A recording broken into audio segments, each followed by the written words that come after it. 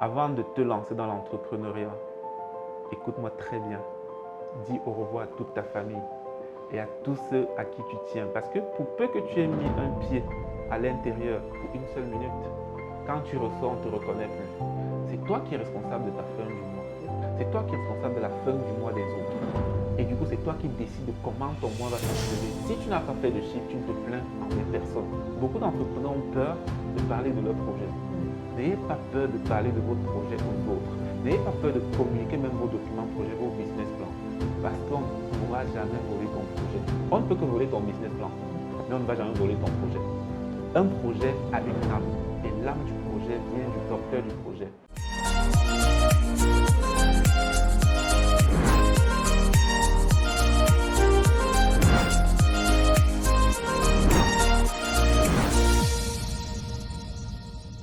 Le promoteur du cabinet Camer Agricom Vidal, Dieufag, est avec nous ce matin.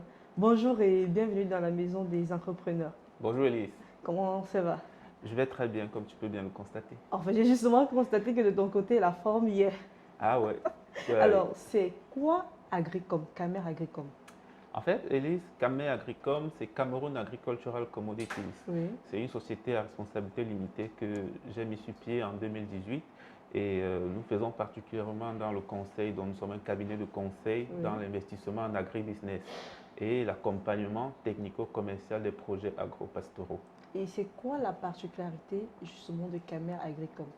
Bien, justement, on n'a pas voulu juste faire dans ce que nos grands-parents faisaient dans les cultures classiques. La valeur ajoutée que nous apportons donc dans le secteur du conseil agropastoral, c'est que nous mettons en avant, nous faisons la promotion des produits exotiques. Des produits exotiques, c'est comme les fraises, c'est comme les melons fruits, c'est comme les poivrons de couleur et aussi des produits classiques que beaucoup de gens se doutent que ça ne puisse rapporter. On va par exemple parler de l'aloe vera, qui a une culture à forte valeur ajoutée, la demande est élevée, mais les gens ne s'y intéressent pas. Donc vraiment, nous essayons de faire quelque chose d'assez nouveau. D'accord. Oui. Et vous avez justement, en fait, tu as choisi justement de te spécialiser dans l'agro-pastoral. Est-ce que l'agro-pastoral est un secteur rentable? Oui, l'agro-pastoral, s'il faut le dire de manière crue, c'est un secteur rentable. Mais ce n'est pas pour dire que ce n'est pas un secteur avec un risque zéro. Mais l'agro-pastoral est rentable. Et aujourd'hui, par les temps qui courent, vous voyez, avec la crise mondiale, l'inflation qui se généralise, il y a beaucoup d'entreprises qui sont en train de fermer. Mais très peu sont des entreprises du secteur de l'agro-industrie ou de l'alimentation. Ce sont des secteurs actuellement en pleine croissance. Et pourquoi? Justement parce que, quels que soient les temps qui courent, les gens auront toujours besoin de manger. Les gens vont épargner de l'argent qu'ils s'achetaient des habits avec pour pouvoir garantir à leurs enfants de se nourrir, la nourriture. Pareil que les secteurs donc, comme… avec le secteur agro-pastoral, on est garanti de ne pas chômer. On est garanti que, au moins pendant les 30-50 prochaines années, on est sur une bonne tendance économique. Alors, tu nous as parlé des fraises. Vous savez que c'est possible avec toi de cultiver des fraises au Cameroun, peu importe la saison, peu importe la ville, ou alors il faut une terre précise, ou il faut une place ou un endroit précis? Bien sûr, avec nous, c'est possible de cultiver la fraise. Déjà, même, c'est la culture phare de notre process. Nous avons commencé dans ce secteur il y a de cela à peu près 3 ans. Nous sommes vraiment spécialisés à ce niveau et nous accompagnons derrière nous. Nous avons un réseau de producteurs de fraises que nous accompagnons dans l'aspect technique de la chose et puis nous groupons leur production pour commercialiser. Donc nous avons un réel marché de la fraise et de par nos techniques que nous cessons d'améliorer avec le temps, on ne se limite plus qu'à la culture de saison. Avec les cultures sous serre, parce que nous faisons aussi dans la construction des serres agricoles, nous permettons à nos clients de faire non seulement 2 récoltes par an, mais 4 récoltes par an, parce qu'on cultive indépendamment de la saison. De la saison. Oui. Et comment est-ce que ça se passe justement, cette production-là, indépendamment de la saison? Indépendamment de la saison, c'est juste que le système de production est isolé de l'environnement externe.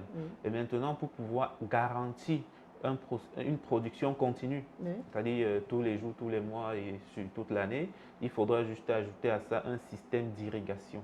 Parce que c'est le fait que ce soit clos, alors la plante ne reçoit pas tout ce qui vient de l'extérieur. Donc c'est à vous de créer les conditions à l'intérieur. L'irrigation fait donc de telle sorte qu'on puisse produire quand on veut au gré des saisons. Super. Je nous disais justement en off que vous étiez en train de procéder à une levée de fonds. En quoi consistent ces levées de fonds? Bien, déjà, Elise, je vais commencer déjà par te dire que en tant qu'entrepreneur, on a des challenges, on rencontre des challenges. Oui. Et comme on dit, comme quelqu'un a bien dit, réussir, ce n'est pas le fait d'avoir gagné un gros pactole. La réussite, c'est de pouvoir tomber et se relever Se chaque relever. jour après une chute. Donc, nous avons recensé pas mal de challenges, parmi lesquels je vais donner juste quelques qui nous Ouais. poussent donc à ouvrir notre capital, parce que c'est de ça qu'il s'agit. Donc les challenges, déjà, c'est au niveau de la ressource humaine qui est insuffisante parce que nous avons de plus en plus de sollicitations en termes de clients, Oui. mais la petite ressource humaine que nous constituons ne nous N'arrive permet pas. plus de satisfaire nos clients comme il se doit. Or, il faut recruter et pour cela, il faut de l'argent. Oui. Nous avons des stratégies que nous voulons, que nous avons développées, que nous comptons mettre sur pied pour pouvoir exploser dans nos chiffres, mais pour financer Il des faut toujours. stratégies, il faut de l'argent. Donc, du coup, nous nous sommes rendus compte qu'on arrivait à un seuil critique de Oui. l'activité où, sans moyens, sans trésorerie, nous allons juste être victimes de notre propre succès.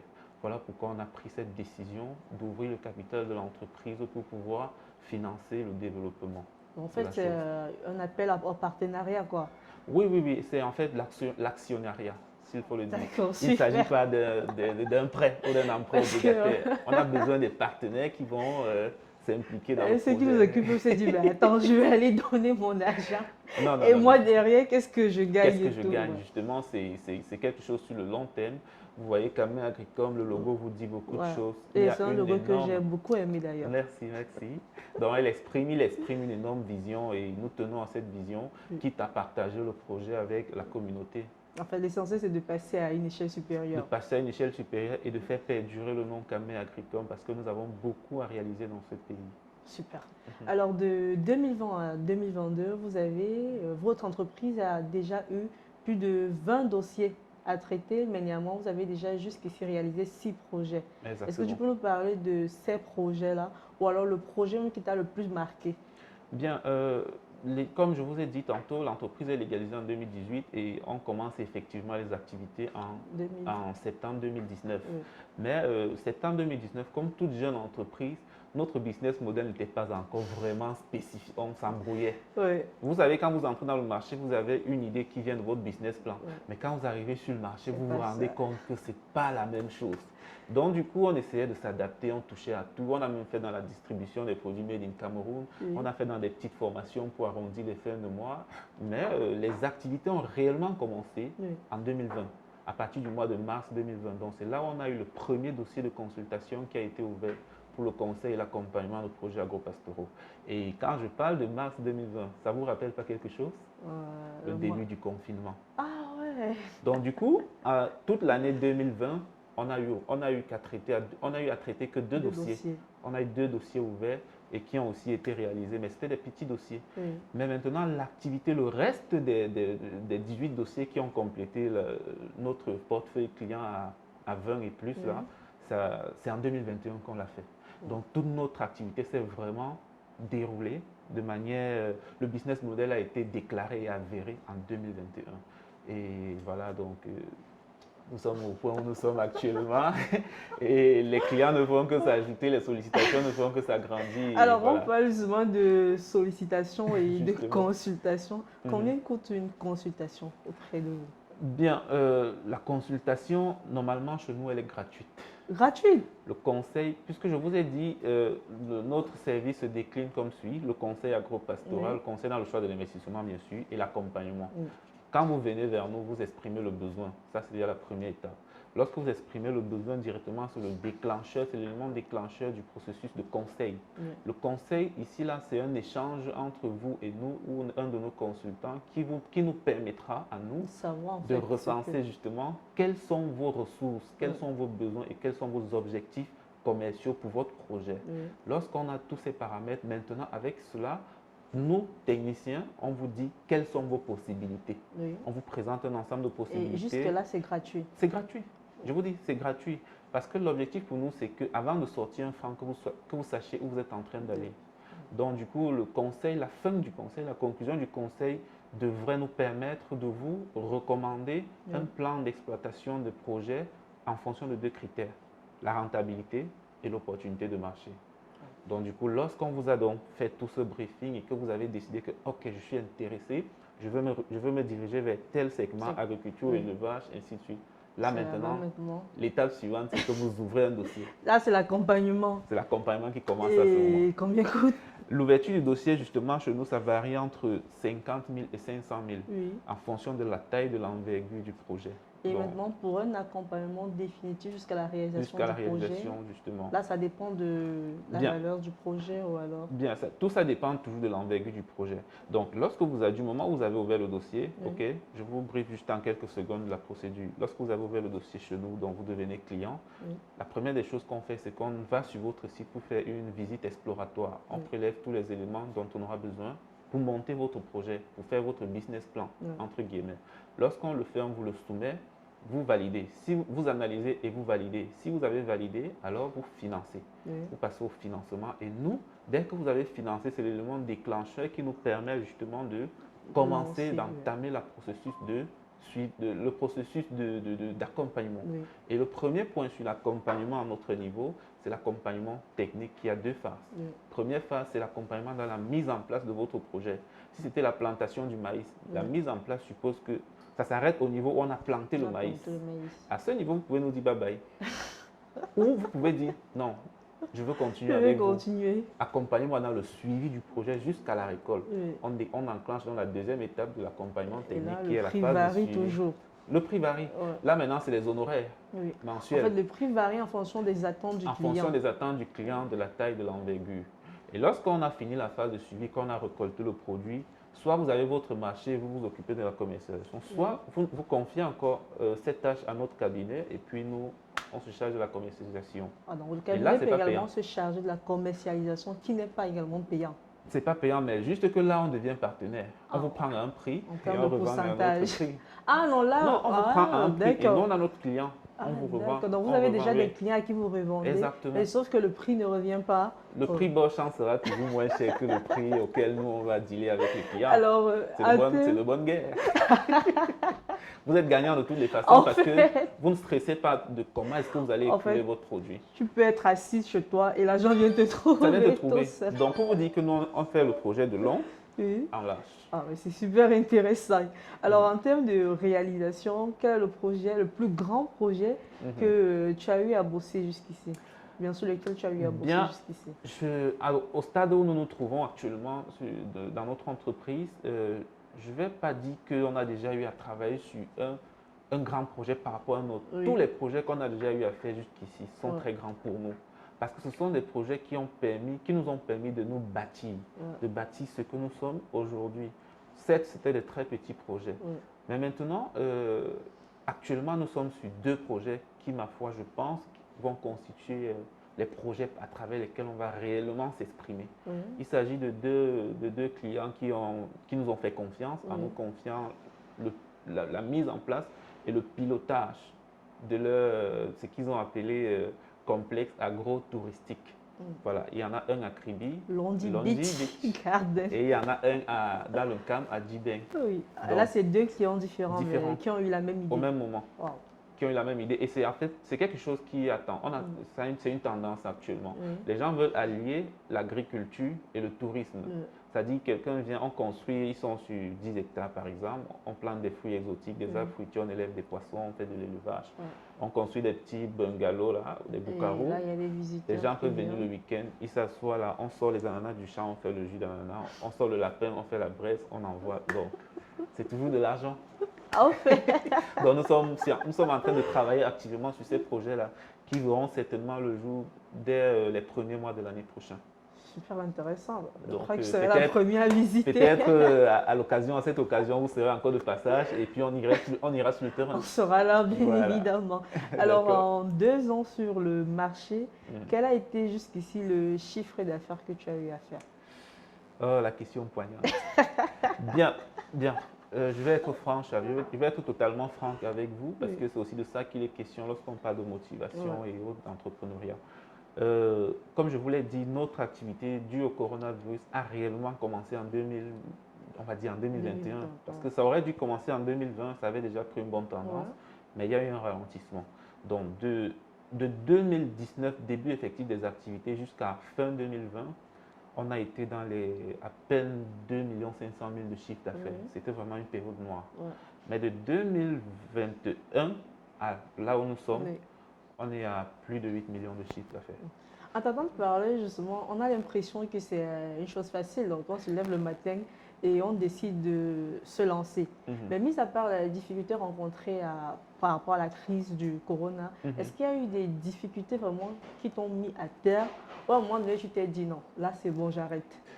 Vraiment, Elise, la question là, je vais parler un peu comme quelqu'un qui sort du quartier parce que c'est tous les mois, je vais te dire, c'est chaque mois.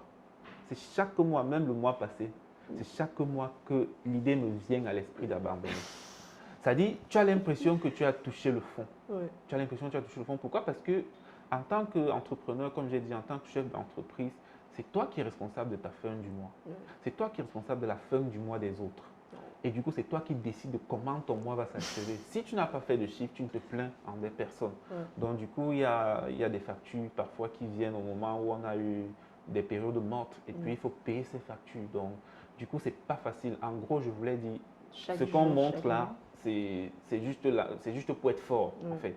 Mais l'entrepreneur, c'est quelqu'un qui doit être en mesure de supporter des chocs, d'encaisser des chocs et de pouvoir être plus fort de plus en plus. Donc, il y a des challenges vraiment. Si on veut les citer, c'est trop long. Il y a des challenges. Alors, d'où te vient l'idée de lancer justement ce cabinet spécialisé uniquement dans l'agro-pastoral? Pourquoi cette initiative? Bien, déjà, j'ai une formation en agribusiness management, à la FASA de Tian. Et c'est à l'occasion d'un cours qui a été dispensé par un enseignant. Le cours s'intitulait Marché à terme des produits agro-pastoraux. Et ce cours nous enseignait comment vendre un produit avant même de l'avoir planté. Du coup, je me suis dit, donc c'est possible de se faire de l'argent en agriculture sans aller au champ. C'est possible de vendre un produit qui n'existe même pas encore. Et du coup, j'ai commencé à brainstormer dans la tête. On était en 2016 comme ça, j'étais encore étudiant. C'est comme ça qu'en 2017, quand j'ai soutenu mon master, j'ai pris toute l'année de 2018 pour monter le projet et puis on l'a lancé. Donc l'agro-pastoral, c'est déjà parce que j'étais déjà dans ce cadre-là. Mais c'est étant à l'intérieur que je me rends compte que c'est de plus en plus intéressant. C'est de plus en plus intéressant et les gens en parlent de plus en plus. Et c'est vrai en plus, parce que c'est un domaine qui prend de plus en plus de l'ampleur. On va terminer, mais on va terminer avec toi, avec un dernier mot pour tous ces jeunes-là qui nous regardent, pour tous ces jeunes-là qui nous écoutent et pour ceux qui hésitent jusqu'ici à se lancer dans ce secteur d'activité. D'accord. Qu'est-ce que je dois vous dire? Je ne vais pas vous dire ce qui va vous plaire, mais je vais quand même vous dire la vérité. Première des choses, j'aime le dire en blaguant, avant de te lancer dans l'entrepreneuriat, écoute-moi très bien. Dis au revoir à toute ta famille et à tous ceux à qui tu tiens. Parce que pour peu que tu aies mis un pied à l'intérieur pour une seule minute, quand tu ressors, on ne te reconnaît plus. Parce que les choses que tu aurais rencontrées à l'intérieur, ça te force, ça te rend parfois même très froid. Ça, c'est la première des choses. Deuxième conseil, vraiment, beaucoup d'entrepreneurs ont peur de parler de leur projet. N'ayez pas peur de parler de votre projet aux autres. N'ayez pas peur de communiquer même vos documents projets, vos business plans. Parce qu'on ne pourra jamais voler ton projet. On ne peut que voler ton business plan, mais on ne va jamais voler ton projet. Un projet a une âme. Et l'âme du projet vient du porteur du projet. Si vous volez mon projet, vous n'allez pas le faire comme j'allais le faire. Donc, du coup, si vous ne parlez pas de votre projet, vous passez à côté des opportunités d'investissement, à côté de… Parler de son projet, c'est vendre son projet, c'est vendre ses services. Voilà. Et aussi, dernier conseil que je vais donner pour la route, c'est que vous n'avez pas besoin d'être un expert d'un domaine pour entreprendre dans ce domaine. Si vous êtes ingénieur agronome comme moi, vous pouvez aussi entreprendre dans le secteur du logiciel. Ce n'est pas parce que vous n'êtes pas informaticien que vous ne pouvez pas le faire. Donc, la seule chose à faire, c'est de vous documenter juste un peu sur ce domaine, de recruter une équipe que vous allez coacher, pour qui vous allez être un bon leader. Et puis, ils le feront pour vous. Et vous serez le porteur du projet. On s'arrête avec ces mots de Vidal car il a justement tout dit. Quant à moi, je vous donne rendez-vous la semaine prochaine. Bye bye.